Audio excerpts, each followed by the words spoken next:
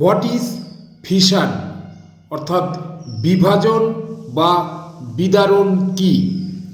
এই পদ্ধতি এমন একটি পদ্ধতি যা একটি বিষয়ের বিদারণে বা বিভাজনে এক বা একাধিক অন্য বিষয়ের সৃষ্টি হয় বা আইসোলেট উপবিভাগে বিভক্ত হয়।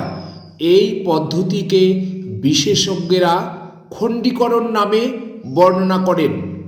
যেমন উদাহরণ হিসাবে ব্যবহার করতে পারি, মূল বিষয় ফিলোজফি বা দর্শন বিভাজিত হতে পারে তর্কবিজ্ঞান, নীতিশাস্ত্র, নন্দনতত্ত্ব প্রভৃতি উপবিভাগে। উদাহরণ 2, মূল বিষয় ফিজিক্স বা পদার্থবিজ্ঞান বিভাজিত হতে পারে উত্তাপবিজ্ঞান, শব্দবিজ্ঞান, বিদ্যুৎ বিজ্ঞান প্রভৃতি উপবিভাগে।